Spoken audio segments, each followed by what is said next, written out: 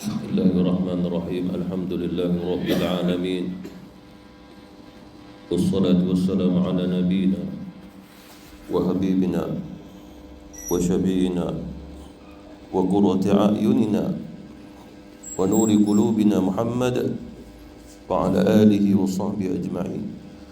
Asyhadu an la ilaha illallah wahdahu la syarika lah wa asyhadu anna Muhammadan 'abduhu wa rasuluh wa huwa habibuhu wa safiyyuhu wa khaliluhu, amma ba'du.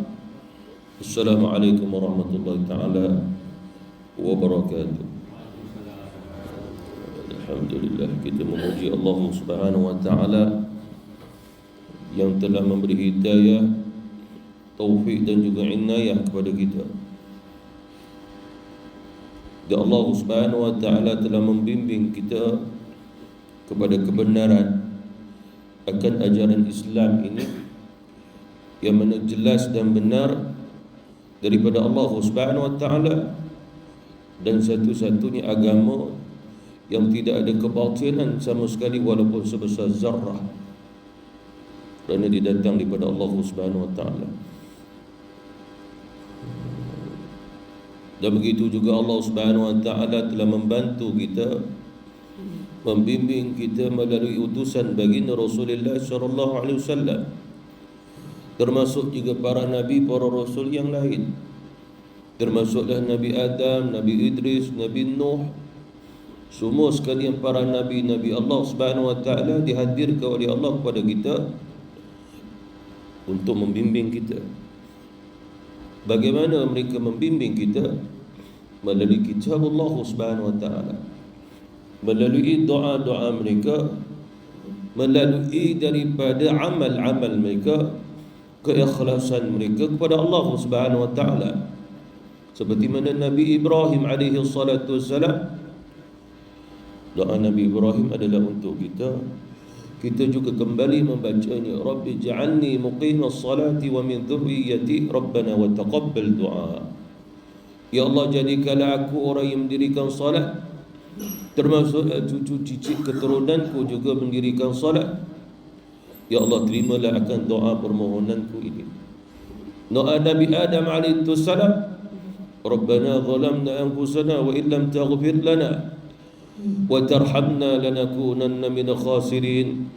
Ya Allah, kami telah menzalimi, yakni melakukan perbuatan yang kau larang, maka ampunilah kami, rahmatilah kami. Sekiranya engkau tidak memberi keampunan, merahmati kami, menjauhkan kami tidak ada kedudukan di sisimu, menyebabkan kami menjadi orang yang rugi. Begitu juga tasbih Nabi Yunus yang Rasulullah menyatakan, seseorang yang membaca tasbih Nabi Yunus alaihi wassalam, doanya pasti mustajab. La ilaha illa anta subhanaka inni kuntu minadh dhalimin. Itulah tarbiyahnya, dakwahnya para nabi, para rasul yang terdahulu, termasuklah Nabi Musa, Nabi Isa, sekalian para nabi-nabi Allah Subhanahu wa ta'ala. Allah Subhanahu wa ta'ala memberi petunjuk kepada kita melalui para nabi-nabi tersebut. Kita adalah satu umat yang istimewa kerana kita dihadirkan oleh Allah dengan sekalian para nabi, sekalian para rasul, khususnya 25 orang rasul termasuk Nabi Muhammad. Kisah mereka, diri mereka, keunggulan mereka, keistimewaan mereka diceritakan oleh Allah Subhanahu wa ta'ala dalam Al-Quran, sehingga kisah mereka menjadinya tambahan ilmu buat kita, bukan sekadar kisahnya baginda Rasulullah pada zaman dia. Istimewanya umat baginda Rasulullah sallallahu alaihi wasallam, kerana Allah Subhanahu wa ta'ala telah membimbing kita sehingga kita mengikut mereka melalui keindahan ilmu yang diberikan oleh Allah Subhanahu wa ta'ala kepada mereka, dan termasuklah keistimewaan yang Allah Subhanahu wa ta'ala beri kepada Al-Mustafa. Siapa Al-Mustafa? Nabi sallallahu alaihi wasallam, nabi pilihan, nabi yang disebut oleh Allah Subhanahu wa ta'ala, wa ma arsalnaka illa rahmatan lil alamin. Itu satu kurniaan yang sungguh besar, sehingga Allah Subhanahu wa taala mengurniakan kepada baginda Rasulullah suatu keistimewaan kurniaan yang melebihi daripada para nabi, para rasul yang terdahulu, disebabkan dialah satu-satunya nabi rasul yang paling besar juga ujian dalam kehidupannya.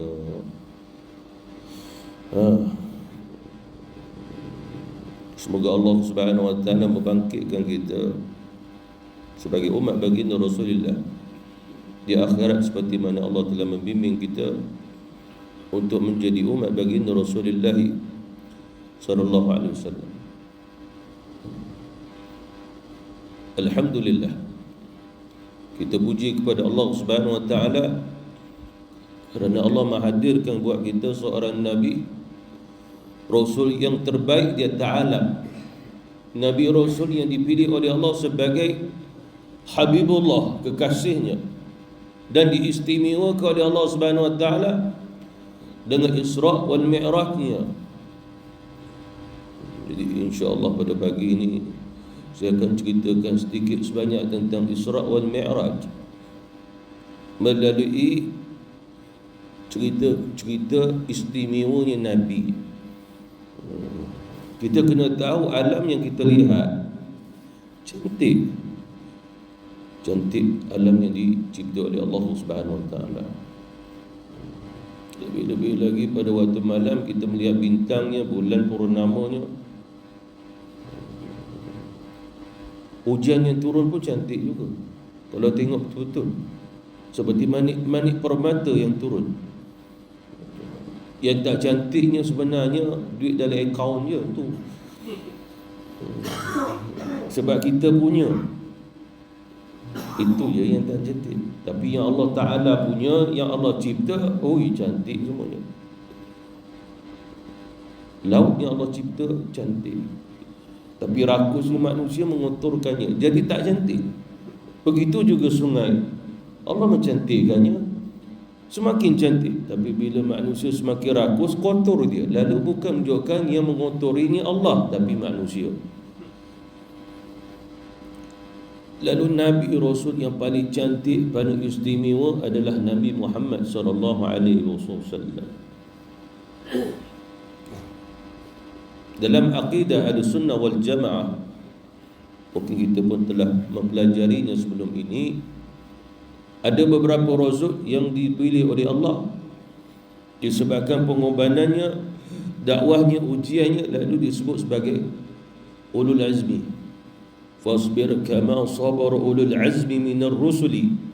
Bersabarlah kamu menghadapi kehidupan ini seperti mana sabarnya para nabi-nabi, rasul-rasul ulul azmi. Siapa mereka? Nabi Muhammad sallallahu alaihi wasallam yang pertama kerana di ujian yang paling besar, dia duduk nombor 1. Kemudian Nabi Nuh alaihi salatu wassalam, kemudian Nabi Musa alaihi salatu wassalam, Nabi Ibrahim, dan juga Nabi Isa alaihi salam. Sebagai ulama kata Rasulul Azmi semua para rasul.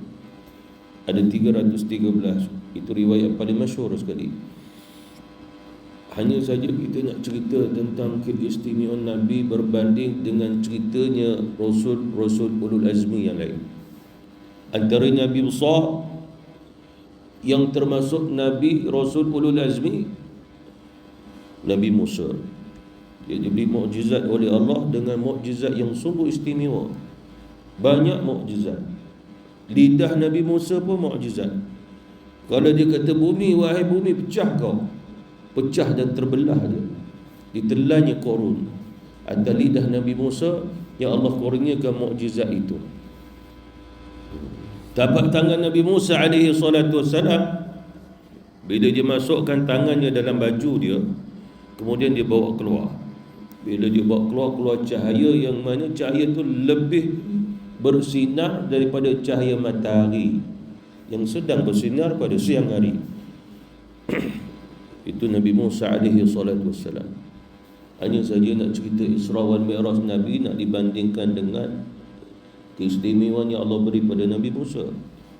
Yang pertama, Allah Subhanahu wa taala telah berjanji kepada Nabi Musa, Allah nak turunkan sebuah kitab yang mulia, kitab agung, disebut dalam Quran namanya Taurat ataupun Taurat.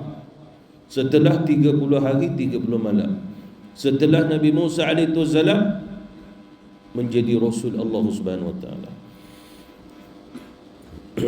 kemudian Allah menyempurnakan akan perjanjian itu sehinggalah 10 hari lagi. Maknanya semuanya menjadi 40 hari. Setelah 40 hari barulah Allah Subhanahu wa taala menurunkan Taurat kepada Nabi Musa alaihi salam. Maksudnya Nabi Musa perlu menunggu 40 hari 40 malam baru dapat kitab Taurat. Ada perjanjian Allah kepada Nabi Musa. Tetapi Nabi SAW diutus oleh Allah untuk Isra wal Mi'raj tanpa melalui perjanjian apa-apa pun, sehingga Nabi tak perlu nak menunggu.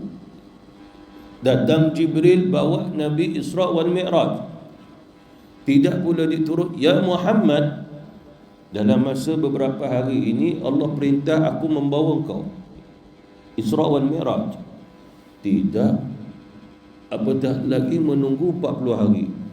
Sehari pun tidak ditunggu oleh Rasul untuk di Isra wal Mi'raj kan. Lalu kata ulama-ulama kita, di sujud logik lah, ijtihad akal yang waras. Lalu kata ulama-ulama kita bahawasanya di sini adanya perbezaan, kerana Nabi Musa perlu menantikan sesuatu.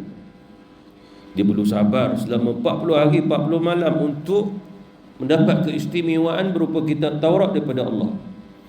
Nabi Muhammad SAW tidak perlu menunggunya. Kita ambil contoh duniawi. Kita nak buat pinjaman, nak beli kereta lah, kena mohon dulu, isi borang dulu, macam-macam nak kena bagi kepada pihak bank. Kita mari ke kaunter, bank kata cik telah lulus. Tak perlu tunggu ke? Tak perlu tunggu, cik lulus. Lulus terus. Adakah sama tak kala mana kita mari ke pihak bank nak buat pinjaman, bank kata cik ambil masa ni nak proses. Berapa paling cepat? Bolehlah seminggu, tapi biasa kami proses 14 hari. Sebab kami pun sakit perut juga, tak boleh proses. Nak masuk jamban juga tergendala. Bahkan ada orang proses sampai sebulan 2 bulan pun ada. Orang nak beli kereta dah lulus loannya, tapi kereta dapat lepas 6 bulan. Ada orang setahun menggigil-gigil menunggu kereta. Lalu dalam Melayu kita, alam Melayu mengatakan bahawasanya menantian itu sebuah siksaan. Dia buat janji dengan kita tapi menunggu-nunggu janjinya. Bila dia akan kotakan? Auta je ni. Alam Melayu punya cerita. Kadang-kadang masuk drama juga. Tapi Rasulullah SAW, Allah dah suka sayang dia, tak perlu tunggu lah. Kita tanya orang bank macam mana cepat sangat lulus. Bos kami mencintai pakcik. Dia tengok pakcik tahun lalu, dia kata luluskan permohonannya. Kita tanya bos tu lelaki ke perempuan? Perempuan. Gitu. Dia tak ada suami ke? Belum ada. Menggigil-gigil makcik belakang dengar ya. Lalu kita nak cerita contoh di sini istimewanya baginda Rasulullah sallallahu alaihi wasallam. Rasulullah tak tunggu. Lebih-lebih lagi Nabi malam tu istirahat, tidur. Mula-mula Jibril mari duduk dalam mimpi. Disedarkan Nabi dalam mimpi, ya Muhammad, ini Allah Subhanahu Wa Taala perintah kau bangun. Nabi pun bangun, tengok Jibril dekat pintu pula. Kekuasaan Allah nak bagi ceritanya begitu. Dalam riwayat yang lain, Jibril alaihi wasallam masuk dalam mimpi dulu. Ya Muhammad, bangun. Rasulullah pun buka mata. Tengok Jibril alaihi wasallam, dia buka atap pula tu. Kita tak boleh nak gambarkan cerita ini. Kalau kita kat kampung, rumah kampung, tiba-tiba pula bangun tidur ada orang kat atap, Masya Allah. Ini hantu raya yang kat ni. Jadi begitu juga sangat jelaslah perbezaan orang yang menunggu dengan orang tak menunggu. Jadi istimewa buat Rasul. Nabi tak perlu buat persiapan, persediaan berbulan-bulan, apatah lagi sehari pun tidak. Sehari pun tidak. Lalu kata ulama-ulama kita bahawasanya Rasulullah SAW lebih istimewa sebab Rasulullah tidak dibebani dengan penantian. Sebab penantian ni dua yang perlu berlalu dalam diri seseorang. Satu jasmania, jasad dia, sabar menanti. Yang kedua jiwa dan hatinya. Yang nombor satu ni buat sakit lah. Sakit pinggang, sakit punggung. Itu sebab perlu menanti. Kita nak pergi ke Melaka, Afamosa, betul saya sebut Afamosa, betul. Kata bah mari pukul 8 pagi, tunggu pukul 11 baru datang. Punggung dah naik ke mata dah. Itu contoh pada jasmania. Hati pula, betul ke kita ni kan pergi ke kena tipu ni. Hati dah meronta-ronta, hati dah rasa takut, dah bayar 400. Contoh. Lalu Rasulullah pada Nabi tak ada tu semua. Bahkan Nabi Musa AS perlu siang malam beribadah untuk penantian 40 hari. Nabi Musa tak tidur. Siang hari dia berpuasa, malam hari dia bermunajat. Dia tak tidur. Mungkin kalau tidur pun tertidur, ya Allah tidurkan Nabi Musa untuk dia rehat.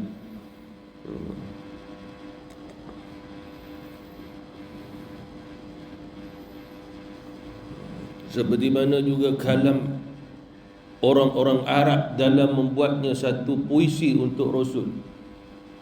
Nak bagi tahu Rasulullah diistimewakan oleh Allah kerana jasmaniah Nabi dan hatinya tak perlu membuat persiapan dan juga pun untuk menunggunya janji daripada Allah Subhanahu Wa Taala. Siap sedia pergi. Ia datang bertamu tanpa janji. Lalu dia berkata, aku ingin menjaga hatimu daripada penantian sebuah janji. Itu faham ke tidak makcik ni? Itu. Ini kalam bahasa yang saya ingat tentang gurindam dah. Orang-orang yang memuji Rasul atas Isra wal Mi'raj. Disebabkan Allah Subhanahu Wa Taala nak jaga hati Nabi dengan cara tak perlunya buat janji.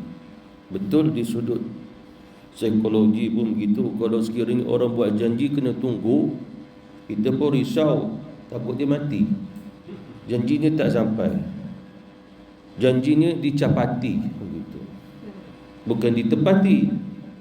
Saya dah naik PM, saya akan bagi pakcik-makcik setiap bulan 800. Cukup makcik?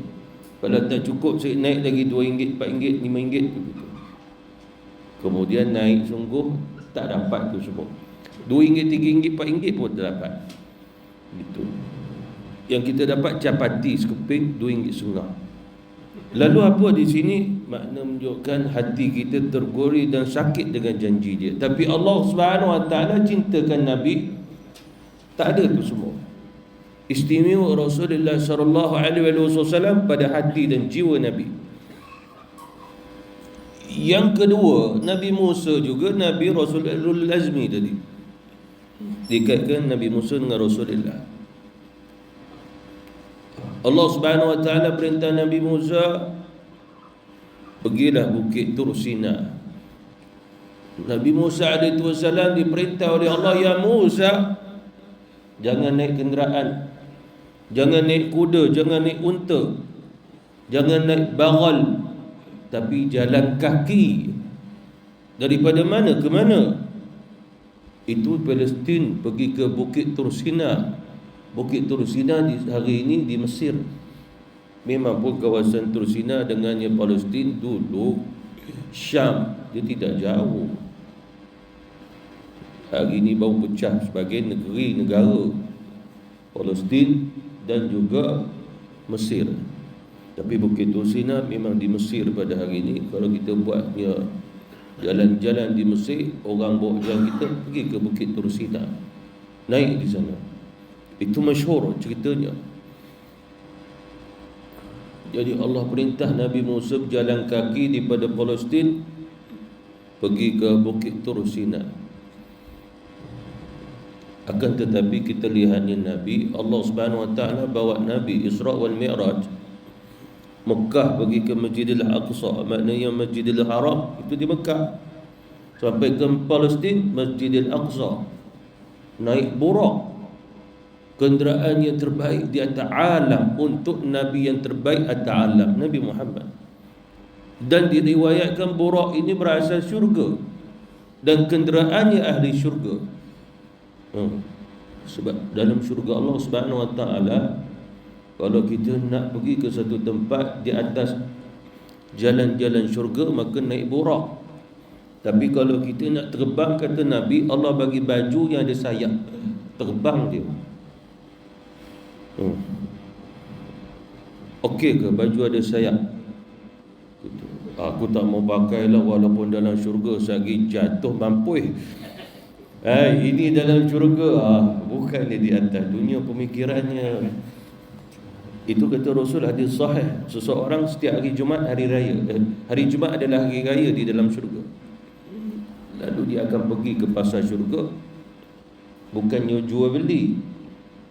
Di sana mereka boleh ambil apa yang mereka nak. Antaranya kata Rasul, pakaian yang adanya sayap sehingga membawa mereka terbang. Seronok tu. Confirm tak accident sebab dalam syurga. Atas dunia banyak orang mati sebab tu. Saya masih ingat kerajaan Malaysia memang telah rasmikan kereta terbang. Lepas tu lingkup tak dapat buat. Lagi satu, Malaysia memang tak sesuai kereta terbang. Sebab hari-hari ada je orang accident. Kereta tu bahaya lalu di Malaysia. Sebab pencahayaan elektrik kita rendah, kereta tu tak boleh terbang tinggi. Itu. Lagi satu, nak mendarat kat mana? Lainlah negara-negara luar tu lapang, kawasannya besar, negaranya besar. Kita kalau orang Selayang beli sebiji, kat mana dia nak turun? Turun-turun langkah pokok. Lalu istimewanya Rasulullah, kalau kita memperhalusi kisah ni dengan lebih halus, Rasulullah sallallahu alaihi wasallam pergi menemui Allah Subhanahu Wa Taala. Dia berjalankan Isra wal Mi'raj, yaknilah dengan menaiki burak. Itu istimewanya Rasul, bukan jalan kaki. Sama lah kita kalau nak bertemu baginda tuanku, kita daripada Selayang diperintahnya berjalan kaki sampai ke Kelang sana. Sebab istana raja kita dekat Kelang, sultan kita, jalan kaki. Agak-agaknya bila nak tolak, kalau nak bertemu dia baginda tuanku besok pagi, agak sampai tak kalau bertolak sekarang ni?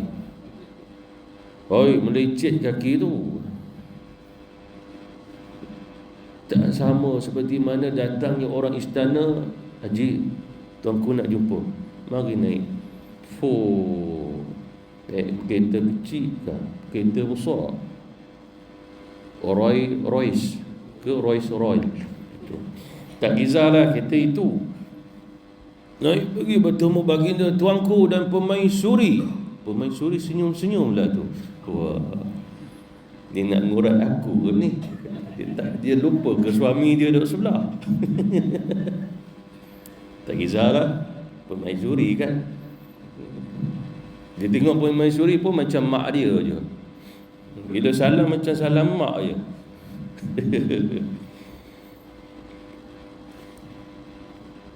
Yang ketiga pula, Nabi Musa alaihi salatu wassalam mengikut ayat Quran, dia disuruh oleh Allah ketika mana dia berada di Bukit Tur Sina. Sedangkan Nabi SAW diajak berbicara dalam keadaan jarak yang sangat-sangat hampir, di atasnya hamparan cahaya. Nabi Musa AS disuruh daripada jarak yang jauh, sedangkan Nabi Muhammad SAW diajak berbicara dengan jarak yang sangat-sangat hampir. Seperti mana dalam Quran, wa ma kunta bijanibi tur idh nadaina ya Musa. Maknanya ketika mana kamu wahai Musa berada di janibit tur, di bahagian atasnya gunung Tur Sina, ketika itulah kami menyerumu ya Musa. idnadainahu. Tetapi Rasulullah SAW, Allah berfirman, fa'auha ila abdihi ma auha. Lalu dia menyampaikan kepada hamba-Nya Muhammad apa yang diwahyukan. Hampir. Ini lidah Jibril dihampirkan kepada lidah Rasulullah.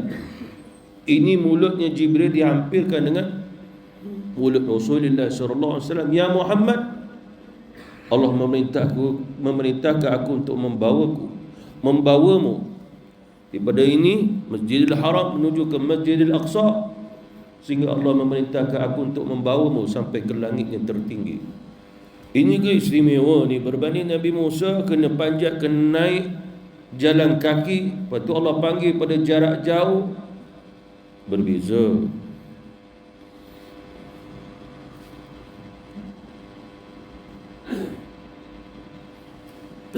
Begitu juga apa yang Allah Subhanahu Wa Taala, apa yang disuruhkan Allah Subhanahu Wa Taala kepada Nabi Musa pada waktu itu diberitahu kepada Nabi Muhammad SAW. Seperti mana Allah berfirman kepada Nabi kita, wa kullan naqussu 'alaika min anba'ir rusuli ma nuthabbitu bihi fuadak. Dan semua kisah Rasul-Rasul kami ceritakan kepadamu ya Muhammad. Itulah kisah-kisah yang dengannya kami teguhkan hatimu. Makna kisah Nabi Musa Nabi tahu, tapi kisah Nabi Muhammad, Nabi Musa tak tahu. Itu kan istimewa. Nabi tahu kisah Nabi Musa, Nabi Musa tak tahu kisah Nabi Muhammad, dia akan di Isra' wal Mi'rajkan. Tapi Nabi Muhammad tahunya ceritanya Nabi Musa diperintah oleh Allah pergi ke Bukit Tur Sina.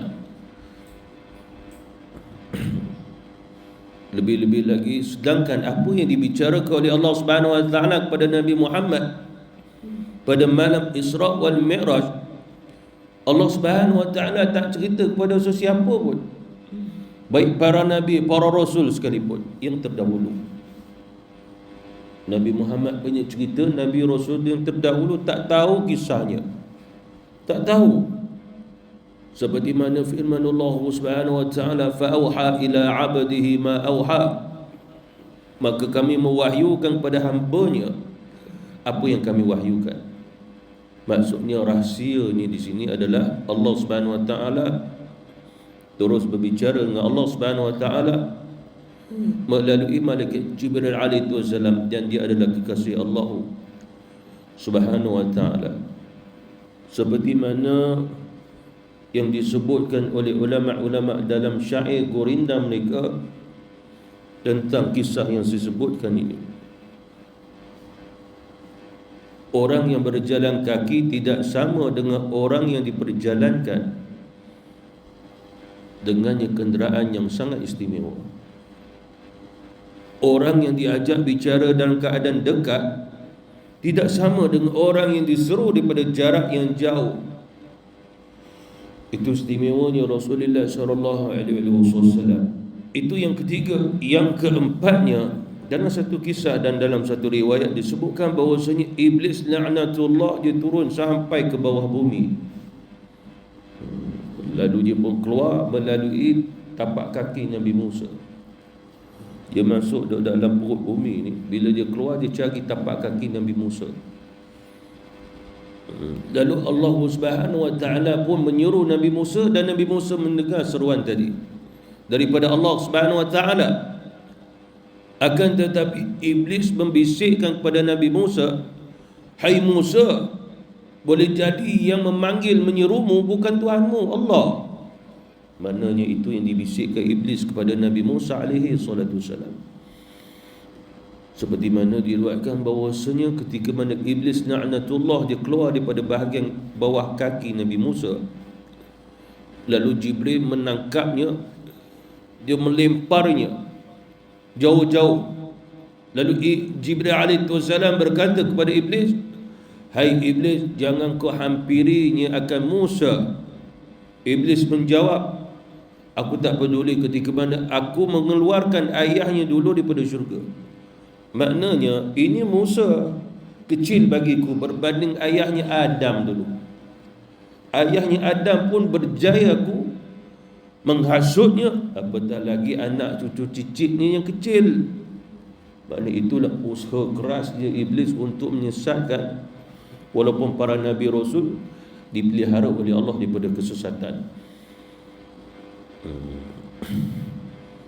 Jadi begitu juga kisahnya, istimewanya Rasul tidak ada kaitan dengan iblis. Tak ada. Kisah Nabi Musa ada lagi iblis sempat datang ke Nabi. Jadi maksudnya adalah Mi'rajnya Nabi SAW ketika mana Jibril alaihi wasallam berkata kepada Nabi kita, "Ya Muhammad, berjalanlah engkau di depanku." Jibril datang nak bawa Nabi, tapi Jibril kata, "Ya Muhammad, jangan berada di belakangku, ikut depanku." Waktu Rasulullah naik buruk dengan Jibril, Rasulullah kat depan, Jibril belakang. Macam kita lain, kita tak tahu jalan, ikut orang yang tahu, ikut depan dia.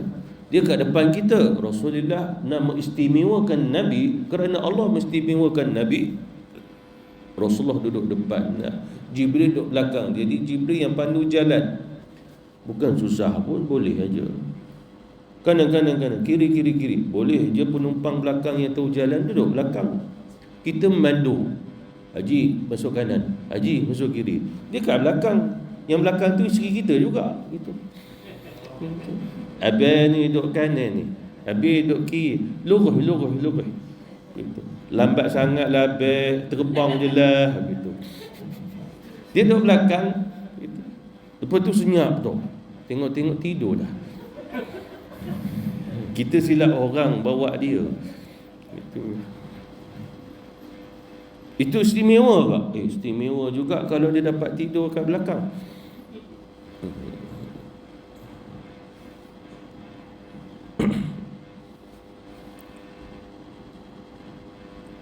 Itu yang keempat. Cerita yang kelima pula, ketika Nabi Musa AS sampai ke Bukit Tur Sina, itu disebut oleh Allah Turi Sina, dibaca juga min Turi Sina. Lembah itu Al-Muqaddasi Tuwa, lembah yang suci. Untuk khas, tempat khas Nabi Musa bermunajat kepada Allah. Pertemuan dengan Allah bermaksud pertemuan dengan kalam dia.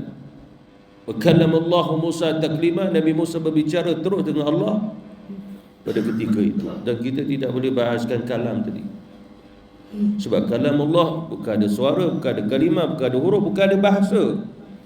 Tapi Nabi Musa mengetahui itulah keagungan, ketinggian Allah, dan dia tahu dia berbicara dengan Allah Subhanahu Wa Taala. Akan tetapi ketika Nabi Musa diperintah bermunajat dengan Allah Subhanahu Wa Taala, Allah perintah Nabi Musa, "Ya Musa, aku tidak mahu bermunajat denganmu sehinggalah engkau buka dulu dua kasutmu yang kamu pakai itu. Faqla'na laika innaka bil wadil muqaddas tuwa." Tanggalkan dulu dua kasutmu yang kau pakai itu, sebab kau berada di satu lembah yang suci. Maknanya seolah-olah Allah Subhanahu Wa Taala berfirman kepada Nabi Musa, tempat yang suci tidak boleh dipijak-pijak selain orang yang tidak beralas kaki. Kerana itu tinggalkanlah dua kasutmu yang kau pakai itu. Itu Nabi Musa. Tapi Nabi Muhammad sallallahu alaihi wasallam Dikatakan kepada Nabi kita, ya Muhammad, solatlah engkau di mana saja pun engkau suka, yakni dalam keadaan berkasut ataupun tidak. Bahkan dalam salah satu sunnah, dalam hadis sahih disebutkan Rasulullah juga solat dengan memakai sandalnya, kasutnya.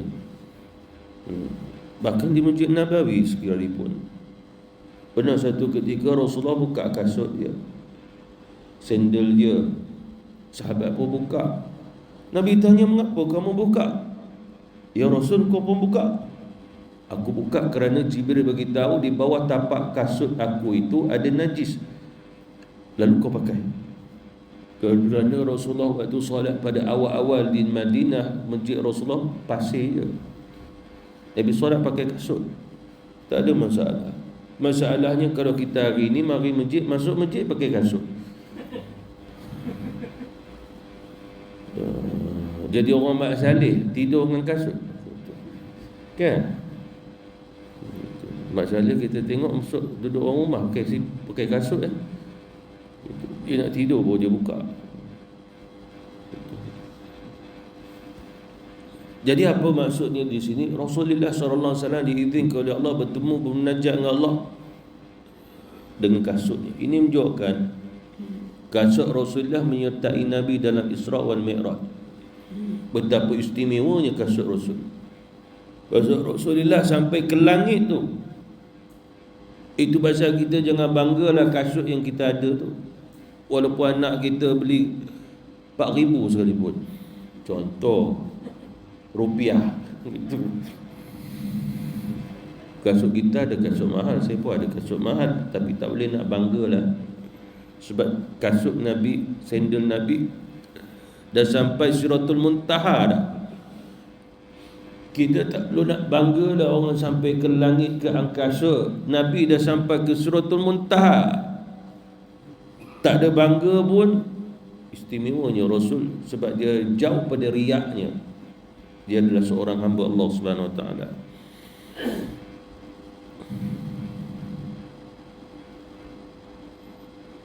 Itu yang kelima. Yang keenam pula, ketika mana Nabi Musa alaihissalam selesai daripada pendakiannya di Bukit Tur Sina, setelah itu barulah Allah Subhanahu Wa Taala bagi mukjizat kepada Nabi Musa alaihissalam pada tongkat dia. Di mana salah satu mukjizat tongkat Nabi Musa, tongkat itu boleh berubah menjadi seekor ular yang sangat besar. Dia buka mulut, dia telan, sekali telan saja semua ular-ular arisai ditelannya. Kata Abdullah bin Abbas, sekali telan beribu-ribu ular arisai daripada tongkat yang arisai Nabi, iaitu Firaun, habis ditelannya. Bahkan dia boleh berdiri sama tinggi istana Firaun yang tinggi juga. Takutnya Firaun. Itu cerita yang telah kita belajar sebelum ni. Sehingga terberak-berak Firaun bila tengok ular Nabi Musa, makna daripada mukjizat tongkat. Itu cerita istimewa lah Nabi Musa dengan tongkatnya. Tapi Rasulullah SAW pada malam Isra wal Mi'raj mendapat keagungan, kemuliaan yang jauh dari itu. Disebabkan Rasulullah SAW diberi kesempatan bermunajat secara langsung dengan Allah sambil melihat Allah. Allah bermunajat, Allah munajat, Allah berbicara, Nabi Musa bermunajat dengan Allah. Sekadar munajat begitu, Nabi Musa kepada Allah berbicara, wa kallama Allah Musa taklima. Tapi Rasulullah bermunajat dengan Allah. Allah berbicara dengan Nabi kita, Nabi Muhammad, terus tanpa perantaraan dan hijab lagi. Jadi mana yang jauh lebih istimewa? Jawapannya baginda Rasulullah SAW. Kemudian pula Nabi Musa alaihissalam hanya sekadar diberinya tongkat yang berubah jadi ular. Dan ahli sihir Firaun masuk Islam kerana mukjizat tadi. Tapi Rasulullah SAW mukjizatnya tak perlu tongkat. Lidah Nabi memanggil orang untuk Islam kepada la ilaha illallah, beribu-ribu orang masuk Islam walaupun tak pernah tengok Rasul. Datang seseorang kepada Abdullah bin Mas'ud, seorang sahabat besar Nabi. Ya Abdullah, kami melihat engkau sangat beruntung disebabkan beriman pada Nabi Muhammad setelah kau melihatnya. Lalu Abdullah bin Mas'ud kata, sesungguhnya kami melihat dengan pandangan bangga atas kamu, kerana kamu tidak melihat Nabi Muhammad tapi kamu beriman pada yang gaib. Yang gaib itu Nabi Muhammad. Sebab kamu tak pernah tengok Nabi Muhammad tapi kamu beriman pada dia. Maknanya menunjukkan kamu pun jauh istimewa berbanding kami. Sebab Nabi kata, tuba liman rani 7 kali orang yang beriman pada Nabi walaupun tak pernah tengok Nabi. 7 kali kata Rasulullah sallallahu alaihi wasallam. Dan begitu juga yang perlu kita ketahui bahawasanya Nabi sallallahu alaihi wasallam dia pulang daripada perjalanan Isra wal Mi'raj, di mana Rasulullah membawa Mi'raj untuk kita. Yaknilah Rasulullah menggambarkan solat itu adalah Mi'raj. Mi'raj itu adalah solat. As-salatu mi'rajul mu'min. Solat itulah Mi'raj yang bagi orang beriman. Kalau dia beriman, bila dia solat Allahu Akbar, dia Mi'raj. Umat yang terdahulu tak kenal Mi'raj ni, sebab tak adanya kisah Isra wal Mi'raj untuk Nabi Rasul mereka. Tidak ada kaitan. Mereka hanya tahu Nabi Musa pergi naik bukit. Tapi kita mengetahui Rasulullah sampai ke Sidratul Muntaha je.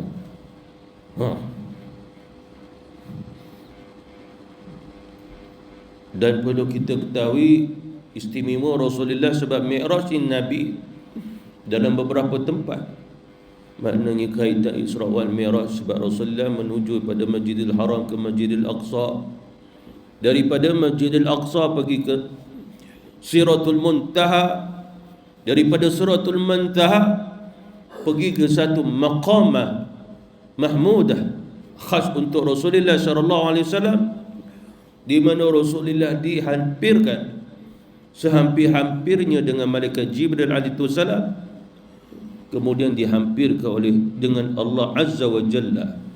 Bukan juga Allah Subhanahu wa taala berada di langit, tapi Allah menghampirkan dengan Allah tentang kemuliaan, kedudukan.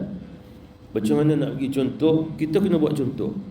Seperti mana orang yang dapat daripada baginda tuanku dapat datuk, tapi kawan kita ni dapat tun. Tun dengan datuk mana dekat lagi dengan sultan? Tun. Datuk ni orang kata biasa, ada 200,000 boleh dapat. Itu bukan susah pun. Kita pun ada dah 200,000, nak sangat boleh je. Bagi kat saya boleh arrange. Itu. Kalau tak dapat tahun tu diam sudahlah. Tapi duit tak boleh dikembalikan. Gitu. Kena tipu. Ejen-ejen nak bagi datuk.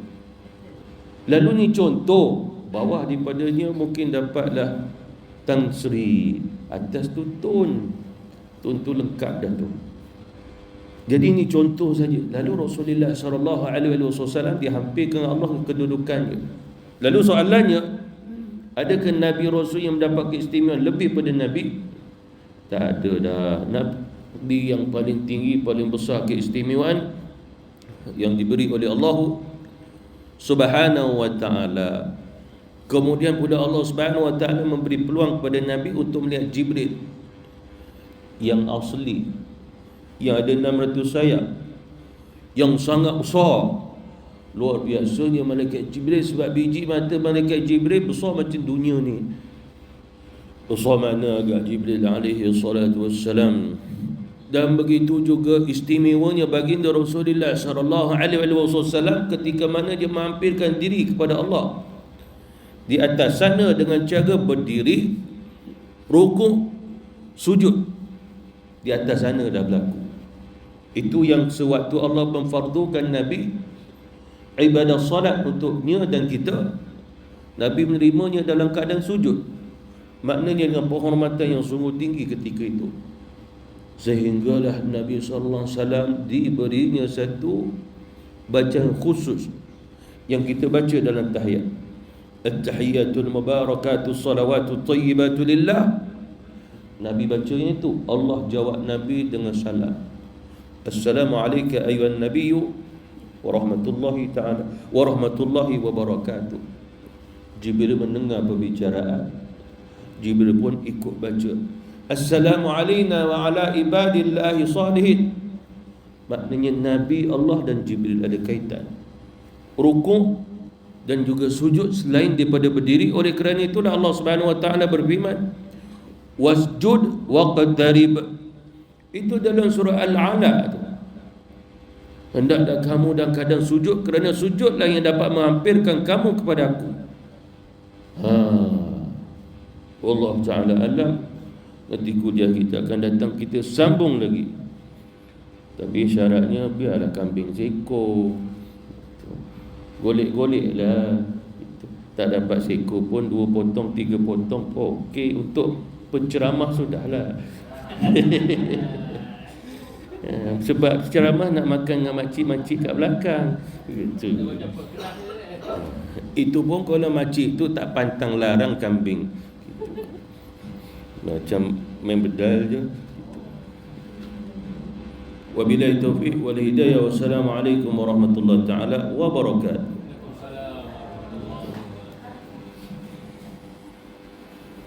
Waalaikumsalam.